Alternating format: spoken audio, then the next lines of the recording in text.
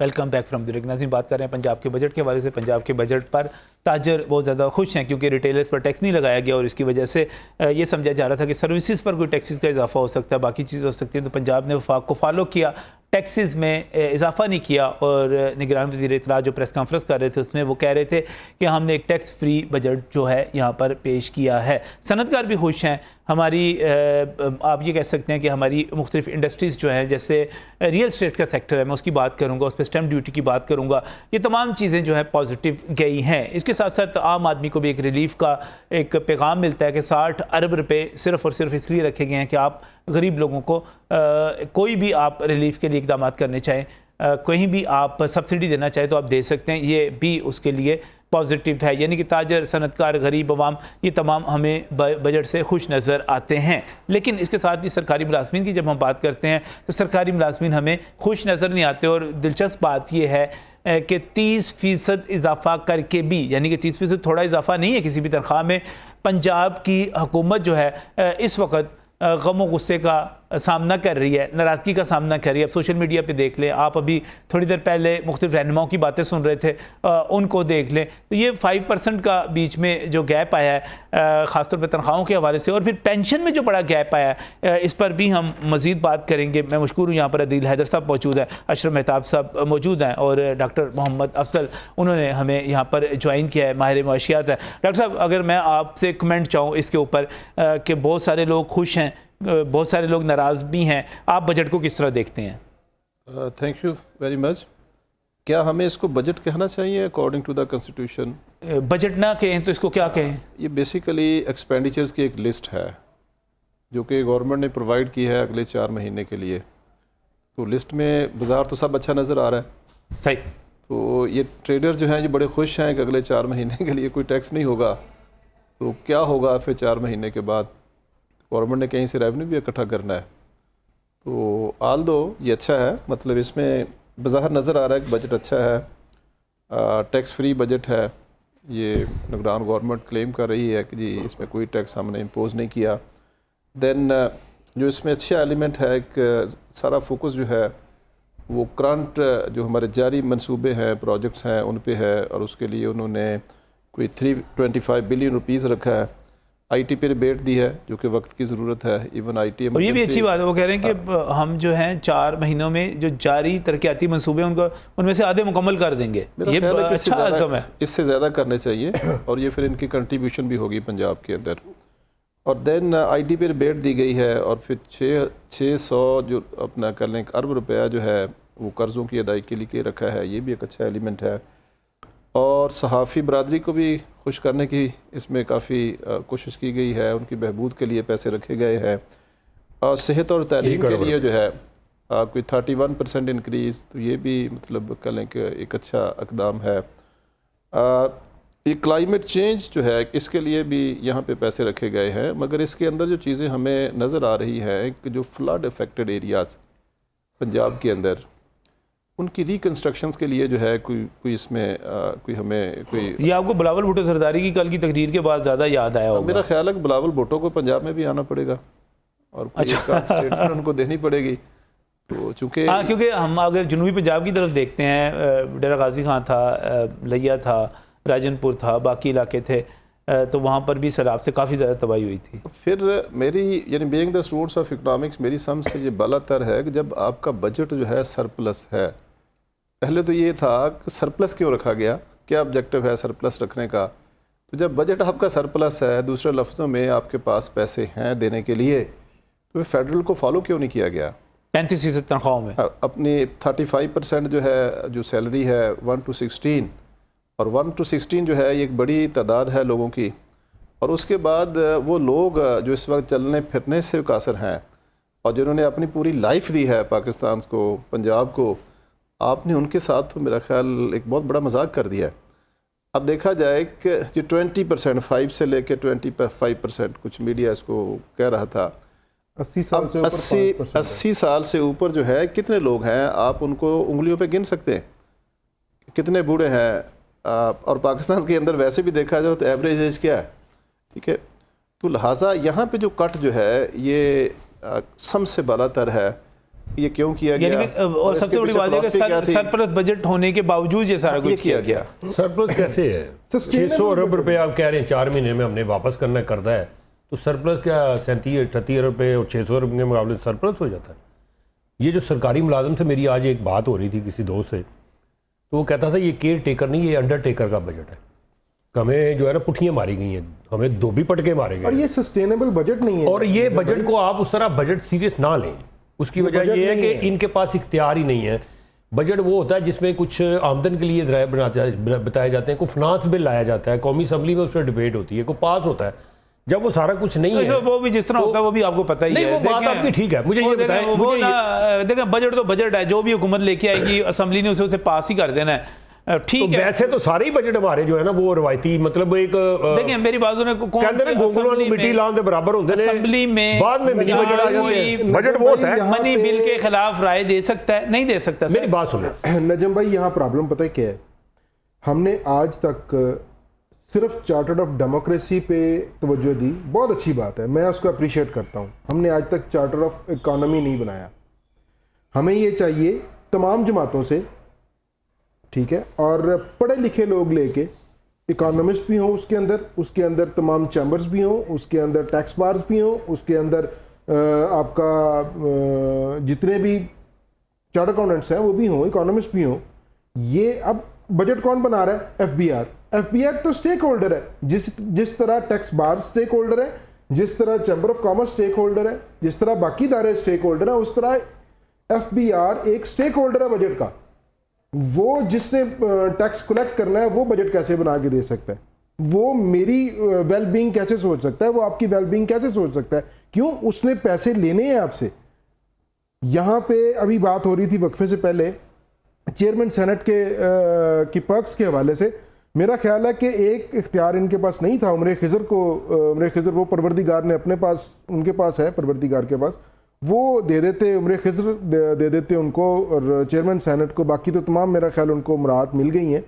तो भी इस पे क्या कह सकते हैं? बाकी नहीं, आप मिसाक मईशत की बात कर रहे हैं। जी, मजाक मईशत होना चाहिए। मिसाक और उसके लिए कम अज मईशत कम जो है, नजम भाई, जी, उसके लिए कम अज कम 15 साल की पॉलिसी लेके हैं, इकोनॉमिक पॉलिसी। 15 साल की सर मिनिमम स्टार्ट तो करें ना। अभी तक जो बात हमारी शुरू ही नहीं हुई उसको 50 पे ना लेके जाए। अभी 15 साल का पहला फेज। ये तो जब इमरान खान साहब वज़ीर-ए-आज़म बने थे तो उस वक्त शहबाज शरीफ ने पहली तकरीर सर, की थी, वहां पर उन्होंने अपोजिशन में होने के बावजूद एक बिल्कुल, पेशकश मैं की थी अप्रिशिएट कि करता हूं उस बात को। हाँ, मैं कि मिसाक ये बात मईशत उस की वक्त उन्होंने होनी चाहिए थी। ये बात उस वक्त क्या, ये आज भी होनी चाहिए, ये कल भी होनी चाहिए थी, ये परसों भी होनी चाहिए थी। अपना नजम भाई, मुझे तो लग रहा है कि ये नून लीग के साथ हाथ हो गया है, साजिश हो गई है।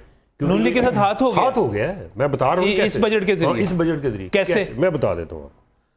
ये देखेंगे ये गवर्नमेंट जाएगी, इलेक्शन होंगे तो फिर नई गवर्नमेंट आएगी ना, ठीक है, उससे पहले तो बजट नहीं कोई ला सकते। सही है, ये जो मुलाजम है 10.5 लाख मुलाजम है, सही, 5.5 लाख से ज्यादा पेंशनर है। सही। कैलकुलेट करें कितना बनता है इनके 10 लाख खानदान हो गया ना। इससे के साथ इनके साथ लगाए बच्चे, जी हाँ। अगर 5 बच्चे भी साथ लगाएं तो ये 15 को 5 से करें कितने ये लोग बनते हैं? 75 लाख के करीब। 75। इसमें से चलें जी जो छोटी उम्र के लोग बच्चे हैं वो निकाल दें तो 40 लाख वोट का नुकसान किया। अभी गुस्से में है वो कहते नहीं देंगे वोट। अभी आपने सुन लिया ना उनकी बात कि हम क्यों दें जी इनको वोट, सही, जब हमारे साथ माजी में भी ये तफरीत रही है और अब भी ये इन्होंने की है। महंगाई 48% और जो आपने बढ़ाई है पेंशन 5%, जो आपने तनख्वाह बढ़ाई है 30%, तो वो जो ऊपर जो है वो कहाँ बढ़ा जाएगा? के किसी भी सूबे के 30% बढ़ा के भी नहीं जाए। नजम भाई, किसी नहीं, भी हाँ। सूबे तो के ये बजट को एक आप साजिश हुई है, सॉरी। वफाक के बजट के बगैर नहीं देख सकते। मैं ये देख रहा हूँ कि ये जो साजिश हुई है ये आज ही समझ लें इसको। अच्छा। वफाकी गवर्नमेंट, ये मुस्लिम लीग खास तौर पे और शहबाज शरीफ साहब लोगों ने पीपल्स पार्टी की तारीफें करनी शुरू कर दी। जी वो देखें जी, वफाक में भी उन्होंने 35% बढ़वा दिया था, सिंध में भी उन्होंने 35% बढ़ा दिया, अपने सूबे में लेकिन क्या पंजाब दिया? में निगरान, सबसे लेकिन वो ज्यादा उनको ये समझ नहीं आ रही कि पंजाब में तो मुस्लिम लीग नून की हुकूमत नहीं है इस वक्त, नहीं है, लेकिन निगरान हुकूमत है। वफाक को टो किया जाता है ना। देखिए फॉलो हो रही है उधर से। वफाक को टो किया जाता है, मुशावरत वफाक से एनएफसी आता है, वफाक से फंड आते हैं भाई, वफाक को टो किया जाता है। मुशावरत से ही हो रही है। आमतौर फिर पे केपी के खैबर पख्तूनख्वा में निगरान हुकूमत है। मतलब KPK में वहां तो नहीं है ना निगरान गवर्नमेंट की हुकूमत, सही है। तो वहां क्या कैसे हो गया? इसका मतलब है कि इनको समझ नहीं आ रही। अभी ये चंद दिनों में आपको मैं बता दूंगा कि जो ये कह रहे हैं टैक्स नहीं लगे, अगर टैक्स नहीं लगेंगे तो आमदन कहां से आएगी? वो जो PRA पंजाब रेवेन्यू अथॉरिटी है उसको जो टारगेट अगर कोई रिवाइज किया होगा या करना होगा आने वाली हुकूमत ने, तो क्या करेगी? वो शोबे डालेगी उसमें, अच्छा, सारी नया टैक्स लगाएगी, सारी नए हुकूमतों शोबों के पर। सारी जब हम हुकूमतों की बात करते हैं, टैक्सों की बात करते हैं नाजरीन, तो हर बंदा ये सोचता है कि यार जिन चीज़ों में महंगाई होती चली जा रही है उनमें गाड़ियाँ सरे फहरिस्त हैं, गाड़ी महंगी से महंगी होती चली जा रही है। अब भी बात की जा रही है कि शायद कोई रजिस्ट्रेशन के ऊपर टैक्स मजीद बढ़ने वाला है। दूसरी तरफ ये भी कहा जा रहा है कि जो पॉलिसी है इस वक्त वफाकी हुकूमत की, उसके नतीजे में पाकिस्तान में सबलिंग शुरू हो जाएगी। वफाकी बजट के बाद और सूबाई बजट के बाद गाड़ियों की कीमतों में क्या फ़र्क आने वाला है, अखराजात क्या होने वाले हैं। शहजादा सलीम जो कि प्रेसिडेंट हैं लाहौर कार डीलर्स फेडरेशन के, हमारे साथ टेलीफोन लाइन पर मौजूद हैं। सलीम साहब अस्सलाम वालेकुम। जी वालेकुम अस्सलाम। नजम भाई दी ग्रेट, कैसे हैं आप? ठीक अल्लाह का है शुक्र, ठीक ठाक। आप सुनाएं, ठीक ठाक हैं? जी, अल्लाह पाक का शुक्र, ठीक ठाक। शहजाद साहब, वफाकी बजट भी आ गया, सूबाई भी आ गया, कुछ टैक्सों की बात हो रही है, रजिस्ट्रेशन पे बढ़ाने की बात हो रही है, गाड़ियां सस्ती महंगी होने की क्या सूरत हाल नजर आ रही है आपको? सर, इत्तेफाक से आज 3:30 बजे हमारी चीफ मिनिस्टर पंजाब के साथ मीटिंग थी लाहौर कार डीलर्स फेडरेशन की, सही, और हम उन्हें मुबारक दे के आए हैं कि जी आपने पंजाब में टैक्स फ्री बजट पेश किया है। ठीक हो गया। और एक आपके प्रोग्राम के तवासल से भी उनको मैं मुबारक दे रहा हूं कि लाहौर कार डीलर्स फेडरेशन का एक दरीना मुतालबा था कि पंजाब में गाड़ियों की ट्रांसफर बायोमेट्रिक का इस्लामाबाद की तर्ज पे करने का। ठीक। आज वजीर आला पंजाब ने हमारा कार डीलर्स का 1.5 साल पुराना जो मुतालबा था वो मंजूर कर लिया, और 7 दिन के अंदर अंदर उसको इस्लामाबाद में की तर्ज का बना के पंजाब में लागू करने के अहकाम सादर किए हैं। और SM तनवीर जो मिनिस्टर हैं उनके जिम्मे ये काम लगाया कि 7 दिन के अंदर अंदर आपने ये काम करना है। इसलिए हमारे लिए तो जनाब ये पंजाब हुकूमत बहुत अच्छी है और बड़ा अच्छा बजट पेश किया है। अच्छा, चले आप खुश हैं? तो बायोमेट्रिक तो पहले भी चल रहा था गाड़ियों की ट्रांसफर का, आप नई चीज क्या करवा के आ गए हैं? पंजाब में जिस तरीका का निजाम PTI की गवर्नमेंट बना के गई थी ना जी, तो पंजाब में 35% शोरूम हमारे बंद करवा दिए थे उस निजाम ने, इस बायोमेट्रिक के निजाम में, जिस तरह का पेचीदा निजाम बना के गई थी। अच्छा, इमरान खान की हुकूमत जो करके गई थी हमारे साथ तबाही। अच्छा, जी हाँ। तो नहीं, तो वो बायोमेट्रिक तो बन गया था ना, अब उसमें तब्दीली क्या है? अब तब्दीली आज जो आप करवा के आए हैं, तब्दीली क्या लेके आए हैं उसमें? हाँ, तब्दीली जो पैटर्न इस्लामाबाद की तरफ पे बना था, ओपन बायोमेट्रिक मिल जाती है इस्लामाबाद की तरफ वाला पैटर्न में ओपन मिलती है। यहाँ पे आप शोरूम वाला गाड़ी खरीदते तो पहले अपने नाम ट्रांसफर करवाए, फिर जब वो बेचे फिर अगले के नाम ट्रांसफर हो, तो शोरूम वालों का कारोबार खत्म हो गया था। हमने तो गाड़ी खरीदनी होती है, शोरूम पे खड़ी करके आगे बेचनी होती है, जिसे जो खरीदेगा वो अपने नाम ट्रांसफर करवाए उसे। अब यानी कि अगर डीलर खरीदेगा तो वो गाड़ी ओपन होगी और वो पहली मिल्कियत कंसीडर नहीं होगी? ना ना ना, वो जो ओपन खड़ी रहेगी हमारे शोरूम पे। हम जिस वक्त सेल करते हैं, जो खरीदेगा, जिससे चलानी है, इस्तेमाल का एंड यूजर जो है वो उसको फौरी तौर पर वैसे नाम भी उसी की होनी चाहिए, नाम भी उसी की होनी चाहिए, क्योंकि वो फिर सेकंड यूजर के तौर पे उसकी कीमत भी कम हो जाती है, बुरा समझाता है। तो शायद सलीम साहब, आज फिर मैंने आपसे पता नहीं सही मौके पे रब्ता किया, गलत मौके पे किया, आप मोहसिन नकवी साहब से मुलाकात करके आए हैं, अपना मुतालबा मनवा के आए हैं, आप तारीफें करेंगे। आप साहब तशरीफ फरमाए यहाँ पे, ये बड़े प्यारे भाई हैं और बड़े समझदार बंदे। इनसे ये कह रहे हैं, मैं सुन रहा था इनकी बात के नून लीग के साथ हाथ हो गया जी, असल में हुआ ऐसे ही है, दसना ना किसी नू। नहीं, एक तरफ आप कह रहे हैं कि मैं तारीफ कर रहा हूं, मैं तो बजट बहुत जबरदस्त है, मुबारकबाद दे रहा हूं, सियासी हाथ हो गया। दूसरी तरफ आप कह रहे हैं हाथ भी हो गया। सर सियासी हाथ हो गया। ये भी कह रहा है दसना किसी ने हाथ होया उन्होंने होया साडे नाल ताजरों से तो आज बड़ी दुआएं ली हैं वजीर आला साहब ने। अच्छा, हाँ अच्छा जी, अल्लाह ताला ऐसा वजीर आला पंजाब पे हमेशा कायम रहे, जो ताजरों की बात सुनता है और सुन के फौरी अमल करता है उस पर। फौरी दस्ती ऑर्डर किया उससे। मेरी एप्लीकेशन जो मैं लेके गया था ना, अपने हाथ से पेन पे लिख के, और वजीर सनत और तिजारत SM तनवीर के हाथ में दी फाइल, और उन्होंने कहा 7 दिन के अंदर मुझे करके आपने बताना है। अच्छा, तो फिर आज आप हम तो जनाब खुश, हम तो खुश हैं बड़े, आज लाहौर फेडरेशन तो बड़ी खुश है इस सिलसिले में। तो मिठाई का खिला रहे चलो हैं, ठीक हो गया। बजट पे फिर हम किसी वक्त बात करेंगे आपसे।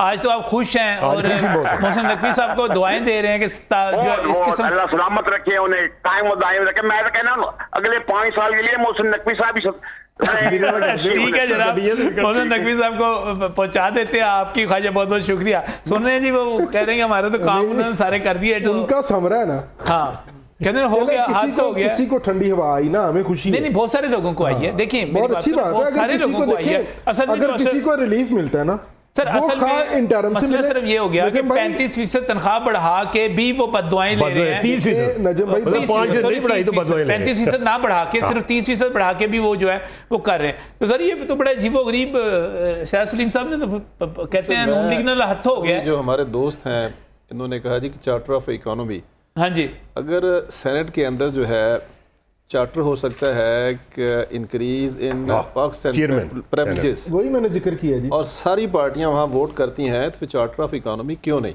यस, सही। अब चार्टर ऑफ इकोनॉमी जो है किसमें बेनिफिट किसका है? पाकिस्तान का है। ये middle class, lower middle class का है, तो वो अभी तक क्यों नहीं हुआ? अभी जो मेहताब साहब कह रहे थे कि ये कंस्पिरेंसी है, अगर ये कंस्पिरेंसी नहीं है तो कम से कम नलायकी ज़रूर है कि आप पैसे भी दे रहे हैं और आपके पास पैसे हैं भी, और ठीक है, बददुआएं और भी ले then रहे हैं। आप लोगों को नाराज़ कर रहे हैं। अभी ये कह रहे थे कि ये इतने लाख लोगों का इसका मल्टीप्लायर इफेक्ट होना है, जो ये एक्ट हुआ है फैमिलीज हैं इतनी। ये इसका मल्टीप्लायर इफेक्ट होना है। 16 लाख वो फैमिली। सिर्फ जो है जैसे ये कह रहे थे ना नून लीग को होगा, वो नून लीग को नहीं होगा। लोगों को पता होता है कि इसकी बैक पे कौन है, कौन कर रहा है। तो मेरा ख्याल इसको जो है रिवाइज़ किया जाए, और जो कल एक फेडरल ने जो है जो कल एक सैलरीज में इंक्रीज़ दी है, पेंशन में इंक्रीज़ दी है, वो देनी चाहिए। इवन मुझे अगर पूछा जाए being the students of economics, ये पेंशनर्स जो है उसको तो ज़्यादा इंक्रीज़ देनी चाहिए। अब जो लोग इस वक्त मिडिल एज में है, वो तो आप कल एक डबल ड्यूटी भी कर सकते हैं, डबल जॉब भी कर सकते हैं, वीकेंड पे भी कोई काम कर सकते हैं, जैसे आजकल नौजवान फ्री लांसिंग करते हैं। अब हमारा वो तबका जो है जिसने पूरी लाइफ दिया पाकिस्तान को, बाहर नहीं गए, यहाँ सर्व किया है, अब उनके पास तो पैसा और- भी बाहर नहीं लेके गए, वो और गरीब उनके लोग पास source of उन्होंने income कोई नहीं है। उनको भी होएगा, हाँ, लेके जाना नहीं, होगा। आहो। इस हफ्ते जो है सेंसिटिव प्राइस इंडेक्स, जो यानी ज़रूरी अशिया की जो चीज़ें हैं, Value। उसमें जो वो है कुछ 35% के अराउंड। अब पीछे क्या था 48%, अगला आप प्रिडिक्ट कर रहे हैं 20%, और 21 इन्होंने कहा। 21%, और इंक्रीज़ आप दे रहे हैं 5%, तो ये लॉजिकल नहीं है। तो मेरा ख्याल प्रोवेंशियल एज वेल एज जो फेडरल मैंने वही अर्ज किया ना कि वफाक के बजट को और इसको आप रिवाइज किसी करें। भी सूबाई बजट से हट के नहीं देख सकते, क्योंकि उसका इम्पैक्ट डायरेक्ट आवाम पे आता है। और 21% अब जो इंटरेस्ट रेट है वो अब सूबे का और वो तो वफाक का एक ही है ना। अगर कोई इंडस्ट्री यहाँ पे चल रही है या किसी ने अगर कर्ज लेना है किसी ने, 25% बन जाता तो है जी, उसमें काइबर रेट डाले 25% काइबर वही ना 21% तो इंटरेस्ट रेट है ना, आगे 2-2.5% काइबर बैंक प्लस है, उनका मार्जिन तो बैंक का। 25% हो गया।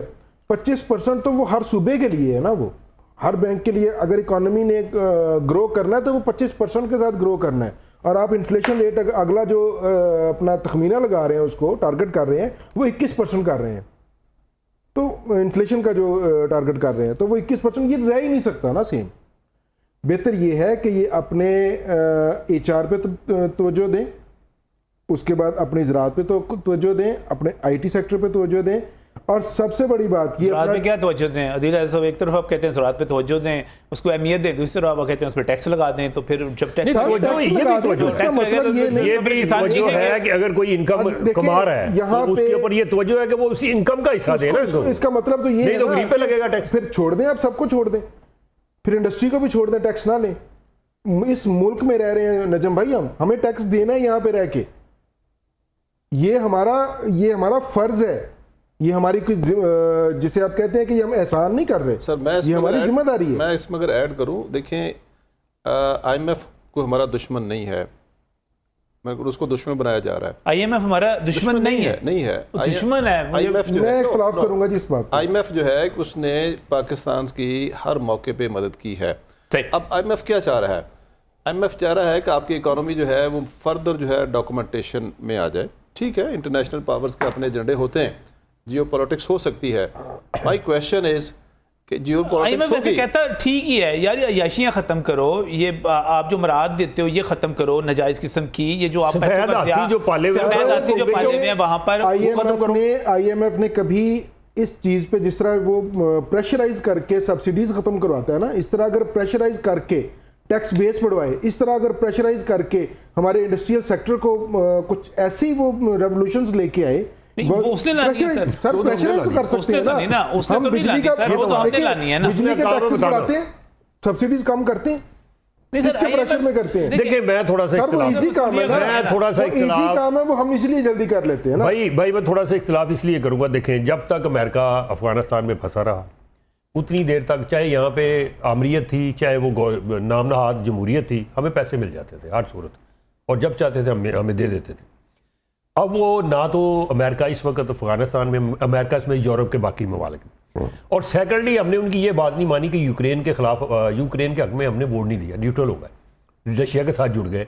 ये अभी तेल आ रहा है, फिर गैस आएगी, फिर और चीज़ें आएंगी रशियन रियासतों से, तो फिर आप बताएं कि वो तो फिर जियो पॉलिटिक्स खेलेगा, क्यों नहीं खेले? चाइना की तरफ हम जा रहे हैं, 1 अरब उसने देना था तो चाइना ने हमें दे दिया, तो उसको तो तकलीफ होगी, वो तो और कंडीशन लगाएगा सर।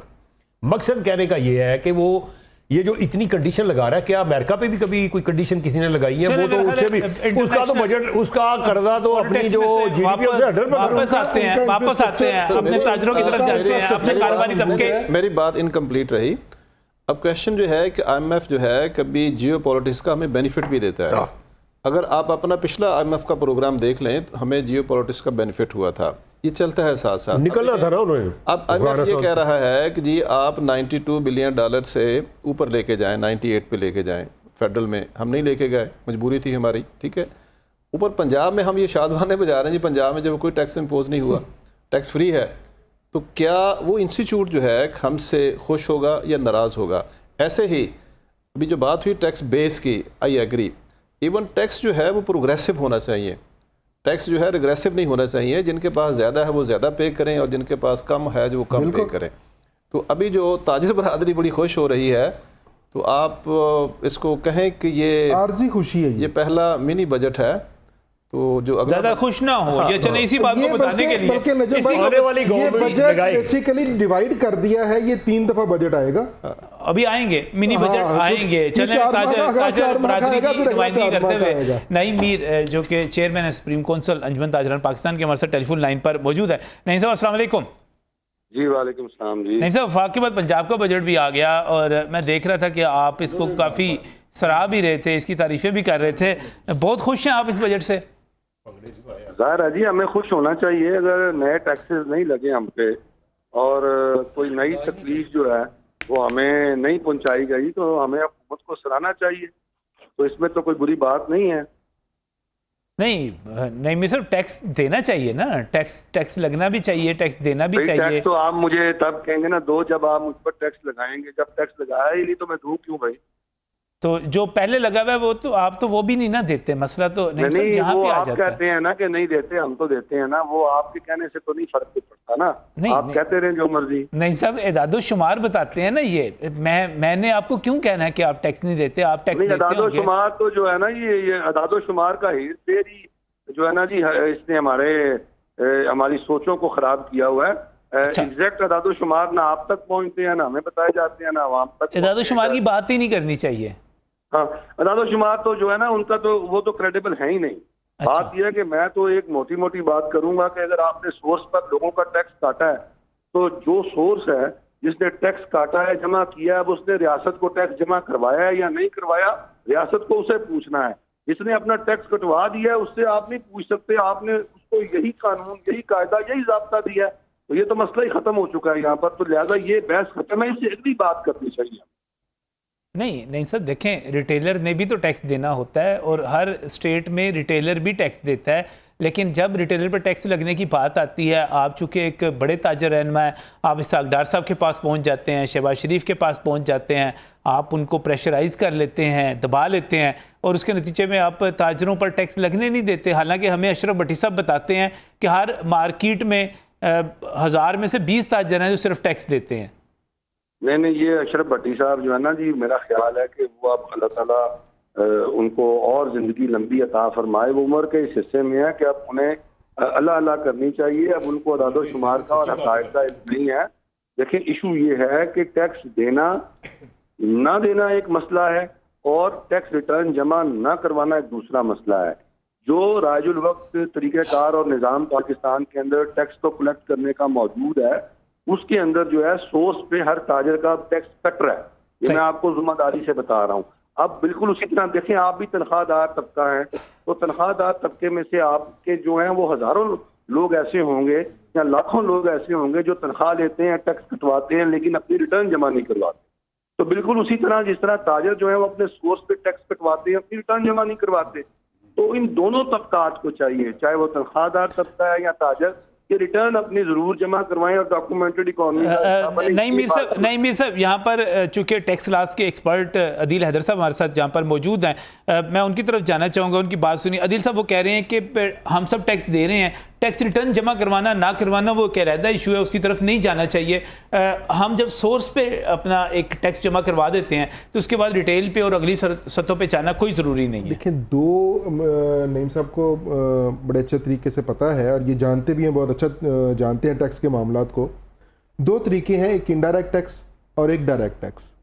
ठीक है, 60% तकरीबन हमारा जो कलेक्शन है वो इनडायरेक्ट टैक्स से है और 40% डायरेक्ट टैक्स पे है। मैंने तो बजट से पहले भी ये प्रपोजल दी थी कि ये जो सेल टैक्स है आपका, इसको ख़त्म करें, वैट में लेके जाएं इसको, ये 17, 18, 25% जो भी ये स्लैब्स हैं इसको ख़त्म करें, एक सिंगल डिजिट पे रखें, उससे रेवेन्यू भी बढ़ेगा। और दूसरी बात ये कि हमें रिटर्न जमा करवा के बताना ज़रूरी क्यों नहीं है। जब हम कोई काम करते हैं तो उसको एक्नॉलेजमेंट भी लेनी उसकी ज़रूरी है कि नहीं है, कि हम इतना टैक्स दे चुके हैं और उसकी रिटर्न जमा करवाएं ताकि हम बाकी बेनिफिट्स ले सकें। बड़ी अच्छी बात है। नहीं मिस, बिजली का बिल जमा कराते हैं, रसीद ले लेते हैं, आप पानी का बिल जमा कराते हैं, रसीद ले लेते हैं, आप टैक्स जमा कराने की रसीद लेने की बात ही नहीं करते। नहीं, यही आपकी गलतफहमी है और आपकी लाइल्मी है। देखें, अच्छा, मेरा ख्याल है अदील साहब मेरे इल्म में इजाफा फरमाइएगा जरा। मैं अदील साहब के इल्म में इजाफा करना चाहूंगा। देखें, दुनिया वो पुरानी नहीं रही, वो कागजी कार्रवाइयां नहीं रही, सारा निजाम डिजिटल हो चुका है। अब आप पाकिस्तान के अंदर कहीं से भी माल खरीदते हैं, आप इंपोर्टर से खरीदते हैं या आप मैन्युफैक्चरर से खरीदते हैं, तो वो 236G और एच के तहत जब आपको माल देता है तो आपका शनाख्ती कार्ड नंबर, आपको पर्टिकुलर एंटर करता है, आपके नाम इनवाइस का आता है और उसी वक्त आपका टैक्स काट के वो गवर्नमेंट को जमा कराता है और वो FBR की वेबसाइट पर मौजूद होता है कि इस बंदे का इतना टैक्स कट चुका है। अब जब वो बंदा टैक्स रिटर्न जमा करवाने जाएगा, जरा सुन लेना जरा, वो जब जो बंदा टैक्स रिटर्न जमा करवाए जाएगा तो उसका टैक्स सामने आ जाएगा, तो फिर आपके ये टैक्सेस जो हैं ये विथहोल्ड हो चुके हैं, लिहाजा आप इसके मुताबिक अपनी रिटर्न को जमा करवाएं। अब वो तमाम टैक्सेस जो विथहोल्ड हो चुके हैं, जिनका ये जिक्र कर रहे हैं कि मैं डायरेक्ट टैक्सेस को चाहता हूं कि ज्यादा हों, जो कि मेरी आपकी हम सबकी ख्वाहिश है, विथहोल्डिंग टैक्स जो है, जो विथहोल्ड हो गया वो भी तो टैक्स है, अदा कर दिया गया। जब आपके मुल्क का कानून ही है तो फिर आपने ये कानून बनाया, मैंने कानून की पाबंदी की, पैरवी की, फिर मसला क्या है? मसला छोटा सा मैं बताऊं, थोड़ा सा सुन ले नहीं मीर साहब को कंक्लूड करना जी, कंक्लूड कीजिएगा। नहीं साहब जी, मसला क्या है? मसला ये है कि देखें, लाइल्मी सबसे बड़ा मसला है। अच्छा। मसला ये है कि इकॉनमी जो है ना जी वो तरक्की नहीं कर रही। मसला ये है कि उसका हुजम नहीं बढ़ रहा। मसला ये है कि रोजगार के मौके पैदा नहीं हो रहे। मसला ये है कि वसाइल कम है, आबादी ज्यादा है, आबादी इतनी ज्यादा है कि उसको हम तमाम सहूलियात बहम नहीं पहुंचा पा रहे। मसला ये है कि हम नाअहल, नकम्मे, निकट्टू हैं, हम अपनी तरजीहात तय नहीं कर पा रहे। ज़रूरी मुल्क है, ना अपना गंदम अपनी है, ना दालें अपनी हैं, ना खुदरी तेल अपना है। ये अपना, मुझे आप बताएं कि ज़राअत हम खाने पीने का काम नहीं कर सकते। टेक्सटाइल है जी, टेक्सटाइल वो इंडस्ट्री है जो हम कहते और हैं। इन सब का आखिर ये है कि ताजर को इनकम टैक्स रिटर्न नहीं जमा करवानी चाहिए। नहीं, इसका ये मतलब नहीं, इसका आखिरी मतलब ये है हमें लूट के खा गए हैं पाकिस्तान को। सर जी ना करें सर, ये इस तरह की बातें करके जो है ना, और यार मैं आपको सर इन सब चीजों के नतीजे में बस 2 मिनट दें मुझे, 2 मिनट दें, मैं फैक्ट एंड फिगर बताता हूँ। देखें, टेक्सटाइल वालों को $10 अरब की टैक्स छूट मिली, 19 रुपए यूनिट की बिजली ये मांगते हैं। डॉलर को कहते हैं कि फौरी तौर पर ऊपर जाने दो, रुपए को गिराओ, हमारी एक्सपोर्ट्स बढ़ेंगी। पूरे पाकिस्तान 24 करोड़ आवाम को जो है वो तल के रख देते हैं। लेकिन कपड़ा मार्केट के अंदर लेने जाएं बच्चों का तो चाइना का बिक रहा है, मैं अपनी शर्ट लेने जाऊं तो मेड इन बांग्लादेश की बिक रही है। ये शर्म नहीं आती हमारे टेक्सटाइल ओनर्स को कि पाकिस्तान के अंदर जो हमारी डोमेस्टिक जरूरियात हैं वो हम बाहर से लेके पूरी कर रहे हैं। $3 अरब की आपने कॉटन बाहर से मंगा ली पिछले साल। आपको शर्म नहीं आती? पहले अपना रॉ मटेरियल तो पूरा करवाओ, पहले यहाँ का काम तो पूरा करो। बेड़ा गर्क करके पाकिस्तान का कमर तोड़ के पाकिस्तान की रख दिया, और एक्सपोर्ट तुमने की कितनी है? 15 अरब, 16 अरब, 17 अरब डॉलर, और शर्म नहीं आती तुम्हें? मैं तो कहता हूँ कि तमाम एक्सपोर्टर जो है ना, ये जो है नासूर बन चुके हैं। जो एक्सपोर्ट इंडस्ट्री है इसको कमिया लें और इसको काबू करें, और ये SMEs के अंदर इनको तकसीम करें और छोटे लोगों को कारोबार दें। वो सहूलतें भी कम मांगेंगे और एक्सपोर्ट भी ज्यादा करेंगे और पाकिस्तान की जरूरत भी पूरे करेंगे और बाहर की भी जरिए मुबादला लाएंगे। माशाल्लाह और एक माशाल्लाह पैसा- माशाल्लाह छोटा ताजर जो है टैक्स रिटर्न भी जो है ना कराएं और वड्यां दी टेक्सटाइल इंडस्ट्रियां भी तुसी कोमियाल नहीं हो नहीं सर मैं आपको सर भुट्टो साहब वो अभी उससे हमारा नहीं दिल नहीं नहीं मीर भरा। साहब कमाल नहीं कर दिया आपने वैसे कि आप कह रहे हैं कि पहले बच्चे घट पैदा होंगे तो ਅਸੀਂ टैक्स रिटर्न जमा करावांगे। नहीं मैं आपको हकायक बता रहा हूँ, आप सुनना नहीं चाहते। सर मैं सुन थोड़ा सा मेरी भी बात सुन लेना थोड़ी सी। पता नहीं सर मैं रजब भाई मुझे मौका एक बात देंगे? बताएं, मुझे एक बात बताएं, एक बात सिर्फ आखिरी बात करके बात खत्म करूं। जी जी मुझे कीजिए एक बात कीजिए बताएं कीजिए कि ये कीजिए हमारे एक्सपोर्टर्स जो हैं, जो एक्सपोर्ट प्रोसीड्स हैं, ये एक्सपोर्ट प्रोसीड जो हैं, ये बाहर से लाते क्यों नहीं है पाकिस्तान? उस वक्त तक के देख रहे होते हैं कि डॉलर की कीमत जो है वो कितनी बढ़ रही है, कम हो रही है, उसको ये मॉनिटर कर रहे हैं। इनको शर्म नहीं आती? मुझे आप ये बताएं कि पाकिस्तान में डॉलर की जरूरत हो और ये अपनी सर हम export सबको ही शर्म आनी बाहर चाहिए हो। ना, जो बंदा पैसे कमाता है और टैक्स नहीं देता उसको भी शर्म आनी चाहिए, जो टैक्स रिटर्न नहीं जमा करवाता टैक्स चोरी करता है उसको भी आनी चाहिए। बिल्कुल आप सही कह रहे हैं, हाँ ऐसे जी। होना चाहिए, मैं बिल्कुल आपके साथ। बिल्कुल ठीक है। अच्छा मैं और थोड़ा सा बजट- बता देता हूँ। अंजुमनों के सदूर मैं बता इनको देता चाहिए कि अपनी टैक्स रिटर्न 100% ये मेक श्योर करें। ये जी नहीं मीर साहब करवाते हैं, मुझे इनका मुझे नहीं, मैं मैं बता कितने देता की भी हूँ, बात थोड़ा सा कर रहा मौका हूँ। देंगे। जी, ये जी। टैक्स रिटर्न क्यों नहीं जमा कराते? मसलन मैं रेडी पे कभी कोई माल बेचा करता था, मैं फिर उससे पैसे निकाले, मैंने एक दुकान बनाई, दुकान से 2 प्लाजे बना लिए। अब वो जब टैक्स रिटर्न देनी होगी तो 2 प्लाजे भी तो शो करने पड़ेंगे, तो वो जब आगे 2 प्लाजे तो सोर्स ऑफ इनकम भी देना पड़ेगा। फिर वो क्या करेंगे? यही वजह है कि ये टैक्स रिटर्न नहीं जमा कराते और कह देते जी हम एट रिसोर्स कटाते हैं। बात तो हो रही है इनकम टैक्स की। आपका जो वेल्थ टैक्स है, जो आपने कमाई की, जिससे आपने 1 मार्केट बनाई, 2, 10 दुकानें बनाई, 20 दुकानें बनाई, उसका हिसाब कौन देगा? असल मसला ये है। ये चाहते हैं कि इस तरफ ना आए। अजीब बात कर रहे हैं। देखें, अगर कोई प्रॉपर्टी मेरे नाम पर है, मैंने 2 प्लाजे बनाए, 4 प्लाजे बनाए, ये कौन सा दौर है? क्या हम बाबा आदम के दौर में रहते हैं? मेरा हर किस्म का रिकॉर्ड कंप्यूटराइज्ड है, मेरे शनाख्ती कार्ड पर मौजूद है। मुझे आप नोटिस भेजें, मुझसे पूछ सकते हैं। आप बच्चों वाली बात कर रहे हैं, रिटर्न जमा नहीं कराते, रिटर्न जमा नहीं कराते। नहीं, मैं कहता हूँ कि फिर वो क्यों नहीं इजहार करते? अगर वो मेरी बात टैक्स सुने, रिटर्न में आनी चाहिए ना। डाटा तो 1.5 करोड़ बंदे का पड़ा है FBR के पास। FBR के क्या डेढ़- इतनी कैपेसिटी है हमारे अदारों के पास? 1.25 करोड़ कमर्शियल कनेक्शन है। लेके आ सके। क्या वो 1.25 करोड़ डेढ़ देते हैं? पौने 2 करोड़ बंदे का पड़ा है FBR के पास। क्या अगर ये रियासत इतनी नाअहल और निकम्मी है, जिसका तस्करा मेरे भाई रिपोर्टर भाई अशरफ महताब कर रहे हैं कि मैं प्रॉपर्टी खरीदता हूँ, मैं गाड़ी खरीदता हूँ, मैं दुकान खरीदता हूँ और मैं जनाब अपनी वो ब्लैक मनी से खरीदता हूँ और मुझे वो नोटिस नहीं कर सकती, तो ऐसी रियासत को तो फिर कोई टैक्स रिटर्न जमा करवाना चाहिए ही नहीं, उसका हक ही नहीं है कि वो रिटर्न मांगे, अगर वो इतनी नाअहल और नालायक है। और प्रेशर ग्रुप बना ले जाके ठीक हो गया। दुल्हन अच्छा, और ये सारी बातों का बात ये एक है मिनट कि सर, एक 1.5 मिनट। करोड़ बंदे का डाटा पड़ा है FBR के पास, ठीक है? यार पढ़ा और तो उसको एक- नोटिस करो ना, करते क्यों नहीं हो नोटिस उसको? जी, और बोलो एक उनको भी प्रोग्राम कहते हैं। में मीर साहब आप ही कह रहे थे कि हम लोग डबल टैक्सेशन, नॉन फाइलर की टैक्सेशन करना ज्यादा पसंद करते हैं बजाय इसके कि टैक्स नेट में आए।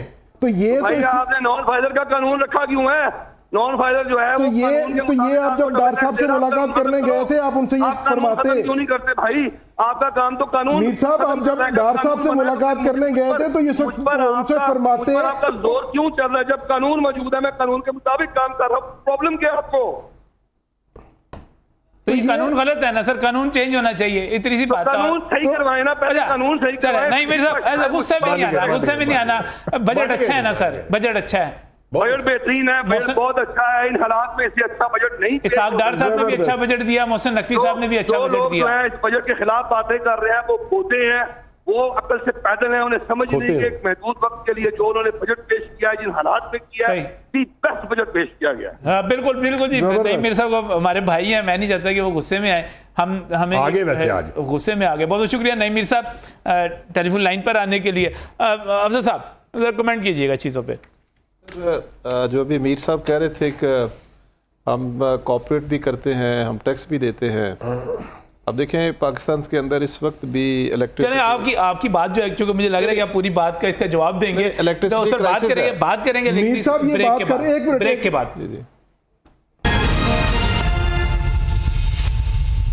Welcome back from bureau. नाज़रीन, बात हो रही है इस वक्त पंजाब के उस बजट के हवाले से जो कि निगरान हुकूमत ने पेश किया है। इसमें बहुत सारी चीज़ें पॉजिटिव हैं, बहुत सारी चीज़ें अच्छी हैं, जैसे कि सेहत का बजट अगर आप बढ़ाते हैं तो उसके नतीजे में ज़ाहिर है सेहत की सहूलियात में इजाफा हो सकता है।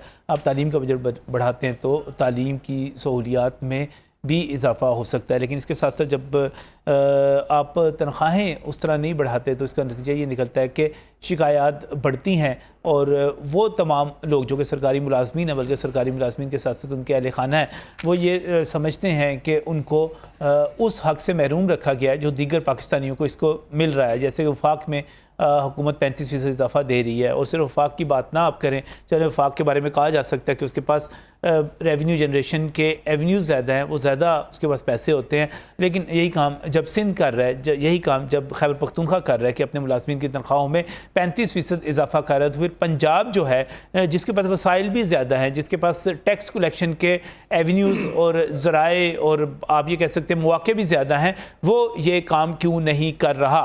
और जब आप ये कहते हैं कि हमने 600 अरब रुपए का कर्ज वापस करना है, तो मैं उसकी तारीफ़ भी करता हूँ, लेकिन उसके साथ साथ ये भी कहता हूँ कि फिर आप चंद अरब रुपए से उन तमाम लोगों की बददुआएं क्यों लेते हैं जो हमारे टैक्स पेयर्स हैं। अब बात आ जाती है क्या इस चीज़ को तब्दील किया जा सकता है। मैं अफसर साहब आपकी तरफ आऊँगा, क्योंकि निगरान हुकूमत ने कोई फाइनेंस बिल पेश नहीं किया, कोई असम्बली से मंजूरी जो थी वो कुछ नहीं हुई, तो क्या अब जिस तरह एक प्रेस कॉन्फ्रेंस में बिल ये पेश कर दिया गया, बजट पेश कर दिया गया और मेरा ख्याल है इसकी इलेक्शन कमीशन ऑफ पाकिस्तान से मंजूरी लेकर इसको एक आईनी शक्ल दी जा सकेगी, तो अब इसमें तरमीम भी उतनी आसानी से हो सकती है। नहीं, अगर बिलावल साहब की एक बढ़ पे फेडरल गवर्नमेंट जो है वो 25 अरब रुपया जो है वो फ्लड अफेक्टेड एरियाज़ के लिए एलोकेट कर सकती है, तो ये क्यों नहीं हो सकता? ये हो सकता है। और दूसरा ये है कि हमारे पास अभी कोई रिटन डॉक्यूमेंट तो नहीं है जो बजट डॉक्यूमेंट होता है, ये प्रेस कॉन्फ्रेंस है। तो मेरा ख्याल है कि इस वक्त जो सोशल मीडिया पे या जो टीवी पे डिबेट्स वगैरह हैं, ये डिबेट्स इसीलिए होती हैं कि अगर कोई डेफिशिएंसी है ताकि कोई फीडबैक पहुंचे। अभी तो हर चीज़ सरवाइजर में है एक जेन्युइन फीडबैक है, लोगों के तसरात हैं, ठीक है जी। तो मेरा ख्याल इसको रिवाइज कर लेना चाहिए। दुनिया में जब बजट किसके लिए लेके आ रहे हैं? इंसानों के लिए ला रहे हैं जी, वहीं ज़मीन के ऊपर पैसे तो नहीं फेंक रहे आप। सही है। दुनिया में जब भी बजट आते हैं उसको पहले स्टेक होल्डर से डिबेट करवाई जाती है, उनसे वो मालूमात ली जाती है कि कहाँ पे पैसों की ज्यादा जरूरत है, कहाँ पे कम है। अशरफ साहब, हमारे यहाँ पे कौन से हैं? गरीब आवाम, मेरी बात गरीब आवाम को कौन पूछ रहा है? मेरी बात वही तो मैं कर रहा हूं। अवामी नुमाइंदे लेजिस्लेटर मौजूद नहीं है सर, मैं मुझे मौका देंगे? सिर्फ एक प्रेस कॉन्फ्रेंस का बजट है मैं और उसका डॉक्यूमेंट उसी तरफ जाना चाह रहा था। आपने बीच में वो मुदाखलत की। मैं ये कहता हूँ कि वो उसको पूछा ही नहीं जाता। जब उनसे जाके बात करें ना फाइनेंस डिपार्टमेंट, माजी में भी जो बजट थे, तो यार वो बता दें क्या देना चाह रहे हैं गरीब को। नो नो नो, ये तो बड़ा सीक्रेट है, ये तो पता है। तो सीक्रेट क्या रहता है? 2 दिन पहले वो छापा भी जाता है। मैं ये कहता हूँ कि ये जो डॉक्यूमेंट्स देते हैं ना, उनके अंदर फिर भी कुछ हम पढ़ लेते हैं, कुछ चीज़ें सामने आ जाती हैं। इस दफ़ा तो वो भी नहीं दिया गया। कोई डॉक्यूमेंट्स किसी के पास है? कहते हैं फिशिंग इंक्वायरीज, जो हम कर कोई दिया गया, कोई डॉक्यूमेंट्स ऐसा दिया गया जिसके अंदर सारा कुछ जो बोला था। एक जस्ट प्रेस कॉन्फ्रेंस की और प्रेस कॉन्फ्रेंस करके उसको सेटिस्फाई कर दिया गया लोगों को। जो कुछ डॉक्यूमेंट में होना चाहिए, जो क्वायद और ज़वाबित थे या जो थी वो अपनी जगह पे ज़ाहिर फाइनेंस डिपार्टमेंट ने पूरे किए होंगे, वो फिगर्स दिए होंगे, उनका काम हुआ होगा। बल्कि इस पर मगर मुझे ये बताएं, ये बजट भाई जो सरप्लस में बजट दे रहे हैं, ये फाइनेंस डिपार्टमेंट 1 लाख रुपए निकालते, उसकी फोटोकॉपी करवाते और वो कम से कम प्रेस को दे देते। चले इतना मैं कहता हूँ, गरीब की तनख्वाह से आपने काट लिए पैसे, पेंशनर से काट लिए। मुझे ये बताया कि ये बजट बनाने में कितना जोर लगा हुआ? चीफ सेक्रेटरी और पता नहीं किसी को आजादियां देंगे तमाम सेक्रेटरी को 1 महीने की क्यों? 4 महीने का बजट है। क्या इसमें तीर क्या मारा है उन्होंने? मुझे ये बताया ना, कोई तीर मारा है? मैं गरीब को मार दिया आपने, पेंशनर को मार दिया आपने, अपने ही सरकारी मुलाजमीन जो है आपके मुताहत है उनको मार दिया, तो आजादियां दे रहे हैं। फिर ये जो बजट, ये FBI जो है, ये हर 3-4 महीने बाद आजादियां तक किस चीज का टारगेट तो पूरा नहीं होता। मुझे बताएं माजी में मीर साहब ये फरमा रहे हैं कि जब टारगेट पूरा कर लें या ऊपर ले जाएं तो मैं उसी बात को कर रहा हूं। गरीब को आप सस्ता आटा नहीं दे सकते। सरकार को, जिसको पहले ही उसके पास लाखों रुपए के फंड हैं, वो TADA ये वो इधर अतले तलले, उसको आप जो मर्जी देते जाए, तड़ा नवाजते जाए जैसे सेनेट में नवाजा। तो साहब एक बात बताएं जरा, आप इस पे गुस्से में कि सेक्रेटरियों को 1 महीने की तनख्वाह क्यों दी गई है? नहीं, क्यों दी गई है? मेरे टैक्स के पैसे हैं यार, मेरी थोड़ी सी तनख्वाह से टैक्स कटता है। बजट बनाया यार, नहीं तो क्या हम लोग काम नहीं करते? हमें भी दे, फिर वो गरीब को क्यों नहीं देते? बाकी जो सरकारी मुलाजम थे वो क्या खच मारने जाते? हम उस बजट को पूरा करने में मदद करते, हमें भी दे। सबसे ज्यादा काम तो वो करते रहे जो रात को भी जागते थे। चीफ सेक्रेटरी तो जाके सो जाता होगा, या बाकी ये सेक्रेटरी तो जाके घर में सो जाते होंगे, सुबह आके सहन करते होंगे। सारी रात तो उन्होंने बनाना है, वो सारा काम तो उन्होंने किया है। तो मकसद कहने का गरीब को क्या दिया आपने, गरीब की तो काट रही है पेट आपने, गरीब पेंशन का, सरकारी मुलाजम का। तो आपने जिनके पहले ही आपने अभी मिसाल दीजिए, आपको कुछ 4 पेड़ लगे हुए हैं, तो जिनको पहले 3-3 पेड़ लगे हुए हैं उनके पेट में घुसाते जाओ भाई सारे पैसे। ये पैसे मेरे टैक्स से कटते हैं यार, मेरी 50,000 सैलरी है, मेरा टैक्स कट जाता है।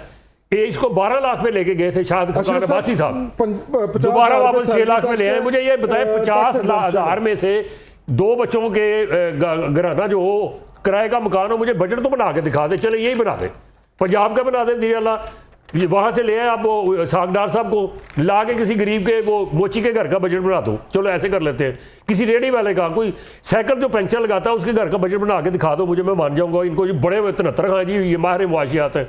जब ये कर नहीं सकते, किसी गरीब को स्टेक होल्डर को साथ नहीं बैठाते, मुझे बताएं कितने गरीबों से इन्होंने पूछा जी क्या चाहिए आपको, ऊपर बैठ के फैसला कर लिया। 60 अरब रुपए रखे हैं ना, मीर साहब फरमा रहे हैं, 60 अरब देखे, वो सुने 60 अरब दे के लाइनें लगवानी है ना, तो ना लगाए यार, बगैर 60 अरब के भी लाइनें ही लगनी है, तो 60 अरब देंगे फिर लाइनें लगाएंगे आप, गरीब को तो फिर आप लीड करेंगे, आटा तकसीम उसकी हद तक करेंगे, उसके सामने ही है। क्या हाल हुआ है मरे नहीं गए बंदे नहीं मरे सर, लाइनें लगाएंगे आप, उसमें खड़े करेंगे और कहेंगे 60 अरब दे दिया जी हमने, बड़ा कमाल जो आता है उसके अंदर 60 अरब गरीब के घर में पहुंचता है, समझता कि बड़ा कमाल कर दिया, सब्सिडी देंगे। हमारा काम सिर्फ एक ही है, करप्शन करप्शन करप्शन करप्शन। सबसे अच्छी बात ये है करप्शन की बातें करते रहें, उसे वैलिडेट करते हैं फिर तो कर लेंगे।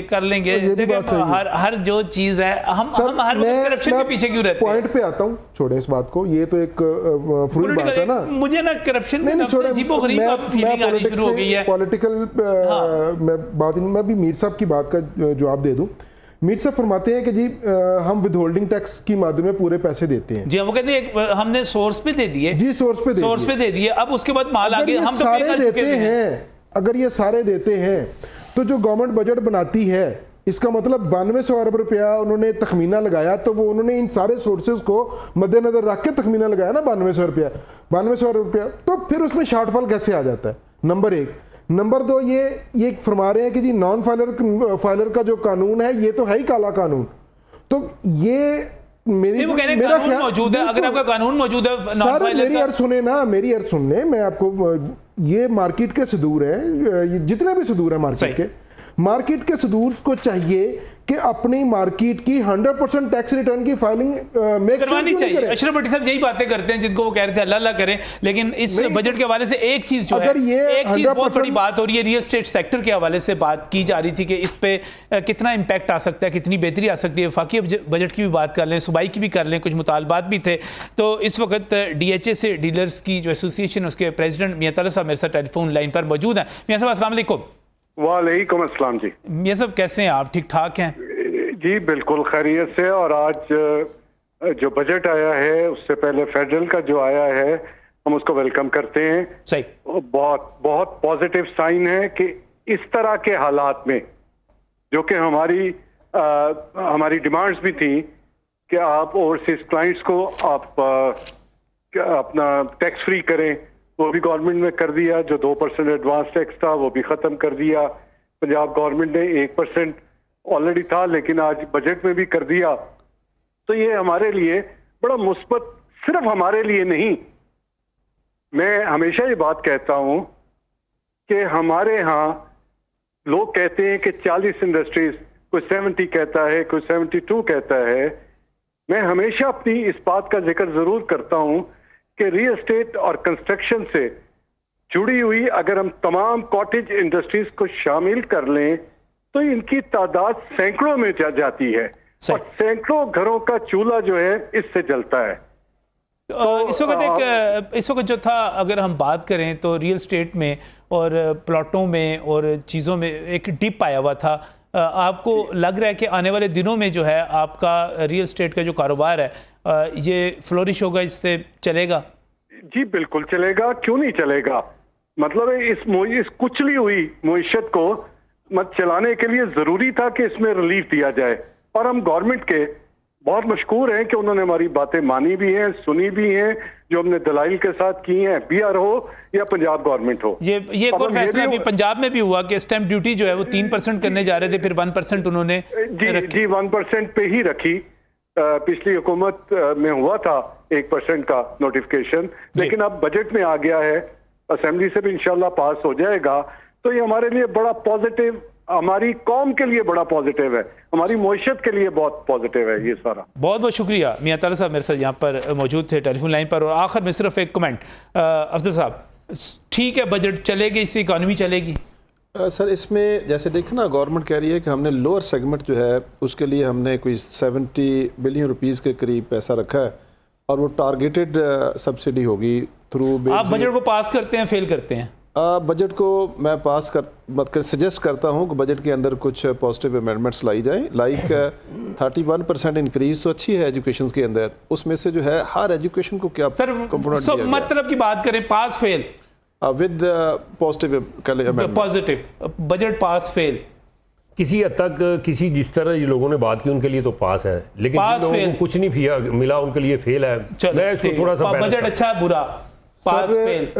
जो पेंशन है ना उसमें बिल्कुल इजाफा होना चाहिए, ठीक हो गया, ये बाकी पास है। बाकी नहीं, वो बाकी बहुत सारी चीजें लंबी हो जाएंगी तो नहीं, पास नहीं करना, पास है। सिर्फ सरकारी मुलाजमीन नाखुश हैं जी इस वक्त, ताजर, सनतकार, अवाम, बाकी लोग तमाम खुश हैं। सरकारी मुलाजमीन फेल कर रहे हैं इसको, बाकी तमाम लोग इसको पास कर रहे हैं। अल्लाह हाफिज़।